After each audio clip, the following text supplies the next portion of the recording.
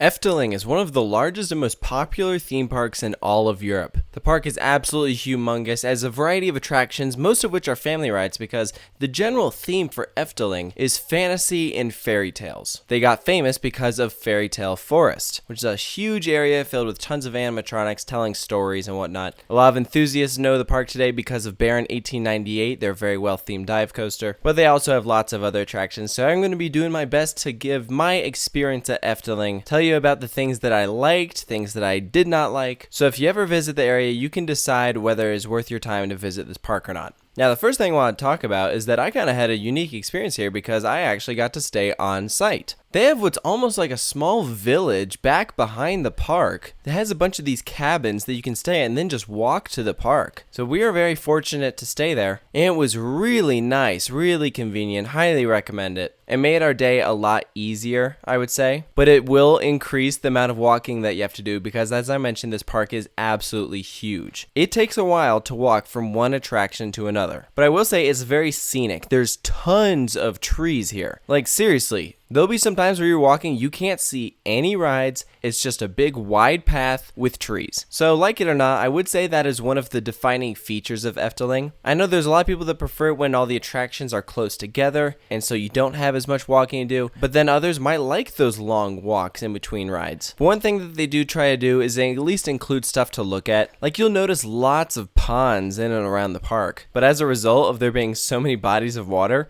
you'll notice lots of ducks and geese and other wildlife in the area. I don't know why that was one of the things that stood out to me, but as we were walking around, we were like, wow, there are a lot of ducks here. So anyways, I would say that is kind of the main vibe that you're going to get in terms of ambiance. The park is highly themed, however, I would say the theming is mostly when you get to the individual rides. You have some parks like Europa Park where it has distinct areas and lands, and you immediately know what type of area you're in because of the theming. Efteling is not like that. There isn't really any specific themed areas. But one of the things that makes Efteling famous is that they have lots of dark rides. We had a chance to do lots of them. Their most recent one that they built was Symbolica. This is a trackless dark ride, very long experience. And it has a very cool beginning because you start off thinking that you're going to go up these stairs to enter, but then the stairs split down the middle and you actually walk in through that way underneath the stairs. It actually blew our minds when we first saw it because we had no idea that was going to happen. But I personally do not speak Dutch or German or any other language other than English, so I was not quite sure what was going on during the ride or some of the other attractions in the park. But in general, it had a very castle-like theme with kings, queens, and they're showing you around the castle in kind of like a tour fashion. So it wasn't exciting per se, and actually I kind of thought it was too long. Like, I kind of was done with it by the end. But they do have a few other attractions such as a Vekoma Madhouse, and then a ride called Dream Flight, which is very immersive, very highly detailed. And actually, the system that it uses on the ride, you could almost argue is like a powered coaster. Because it's vehicles, it has track and everything. As I was riding it, I was trying to question myself, is this a roller coaster? But it doesn't go fast or anything. Like I said, it's a very tame ride. This park in general is geared towards families. Really, the only thrilling rides here are gonna be Baron 1898, and Joris and Drak, their GCI dueling coaster. Everything else is pretty much a family ride. So for that reason, I will say I feel like I was not the target audience when I was walking around this park, because I can't say that I was a huge fan of everything. Like, it just wasn't my type of experience that I look for when I visit a theme park. I'm all for highly immersive rides and even rides that aren't thrilling, but there was so many of that in such a high dosage that by the end of the day, I was like, okay, yeah, I'm ready to leave. I can't say that I loved Efteling, which may be an unpopular opinion because I know there's a lot of people who basically worship this park, call it one of the best in Europe, and personally, I wouldn't call it one of the best in Europe. In fact, I would say this is probably towards the bottom of my list of parks that I visited in Europe. We did 22, and I honestly think Efteling was one of my least favorites, and I'm not just saying that because they don't have the biggest collection of roller coasters. Now, one ride I haven't really talked about much is their Vekoma looping coaster, which isn't really much of a Vekoma anymore because it was actually retracked, so it is now so smooth it barely even feels like a roller coaster.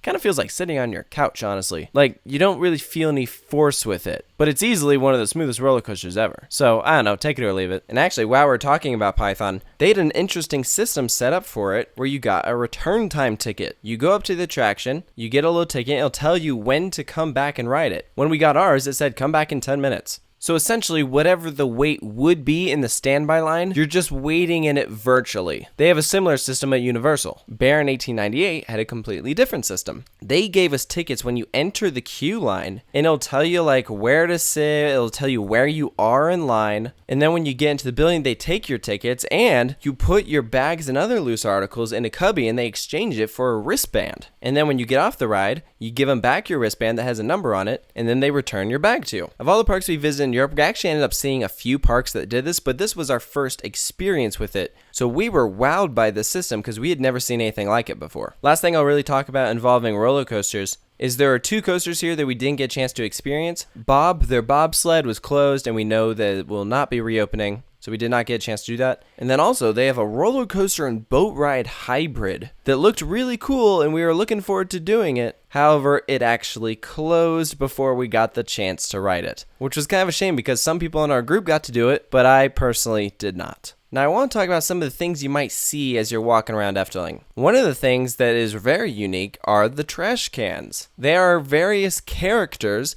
that have wide open mouths that are saying things like, paper here, and they just repeat that over and over again, and you just put your paper objects in their mouth, and that's how you dispose of them. It's very different, but it's cool. And actually, because they aren't saying paper here in English, I didn't know that they were trash cans. I just thought that they were characters. And so we'd go and we'd see them saying these things, and we're like, oh, that's cool. And we didn't realize till the end of the day that we're supposed to throw away our trash in there. So yeah, if you go to Efteling, those are trash cans. But I did like it. It was very obscure and it was random, but it was cool. Now, I talked about how wide and spacious the park is. I will say it's kind of hard to find your way around. The layout was pretty confusing. There were a few times where we had to backtrack and really figure out where we were going because we got turned around and kind of lost. Keep in mind, we only had 1 day here, so I'm sure if we went back a second day, which we weren't really interested in doing, but if we did, we probably would have gotten a better feel of the land. Now, I do have to clarify one thing before I continue. This park is known for the Fairytale Forest. We didn't actually go in it. We didn't even really know it was there. I think we passed by the entrance at one point and we're like, what is this? And we're like, it doesn't look that interesting. And so we passed it, and we didn't realize until well after we visited the park that that's what they were known for. So Fairytale Forest and all those cool animatronics and stories, yeah, we didn't actually see any of that. And I know I'm probably going to get bashed about that in the comments, but I'm sorry, I had no idea it was even there. So if I ever go back here, I'm sure I will make it a priority to do that. But at least I got to experience the park's main rides and attractions that they're known for.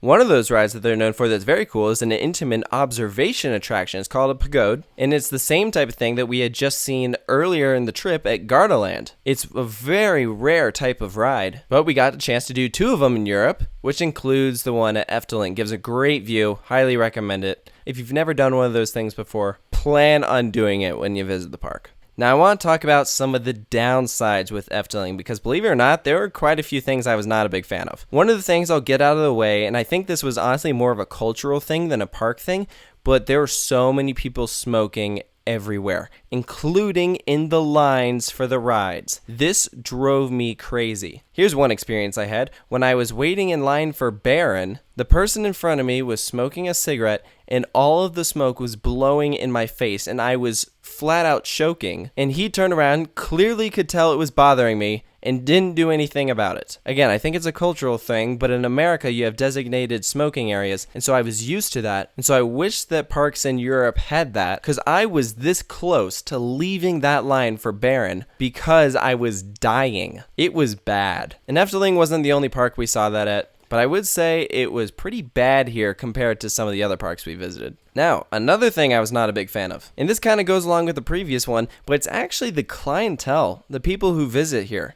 Obviously, this isn't going to apply to everyone, but we were surprised at some of the people that were visiting this park and the general experience we had with them. Like, yeah, you get a lot of families, and those were typically fine, but there are just some people we encountered that we can't say we had a great experience with. And I know that's probably going to vary day per day, and it's not really fair to judge the park on that, but it was part of our experience. Last thing I'll say that I'm not really a fan of, and some people might not even care about this, but they don't have like any merchandise at all. If you wanted a shirt or anything that said Efteling on it, good luck, you might find like one. Most of the stuff that they sell in the gift shops is fairy tale related things. So if you're interested in getting Efteling merch or say a Baron shirt or anything like that, you're not going to find anything. Last thing I'll talk about before I wrap things up, the food here is pretty good. If there is a downside, some of the food places didn't open until noon or 1 o'clock, which kind of sucked. But I got a snack here and a meal, and I enjoyed it. It was good food. But I think to just wrap things up, if you're really big into fairy tales and castles and fantasy, you might really like it here. But personally, I can't say that this was my favorite. It just didn't have the type of things that I look for when I visit a theme park. Parks like PortAventura, Europa Park, Phantasialand are more up my alley. Those have the themed lands, maybe a bit more thrilling rides. And even though you have a place like Europa Park that is huge, they don't put so much distance between each ride. And I personally was not a big fan of that. But again, I think there might be some people that do like that. Because I would say Efteling was a relaxing park, which also fits in line with, I think, the type of people that they're looking to appeal to. And I just don't think that I fit within that audience. So would I go back to Efteling? Maybe if they got like another huge, big roller coaster. But if I went back to the Netherlands, I'd go to Toverland or Walibi. I'd likely skip Efteling. Not saying it's a bad park, but I think there's a lot of other places that I'd rather go to. But hey, that's just my opinion on this Netherlands theme park. Be sure to let me know down in the comments below if you've been here, if you agree with my thoughts. If you disagree, that's totally fine. Let me know what you like about the park. If you think I missed anything besides Fairytale Forest. Again, I'm sorry, I didn't know. But anyways, if you're new to the channel, you can check out other park reviews I've done. They're all available in a playlist on my channel, organized in alphabetical order by the park's name. So be sure to give those a watch, and stay tuned for more. Here at Coaster Studios, I'll catch you guys next time.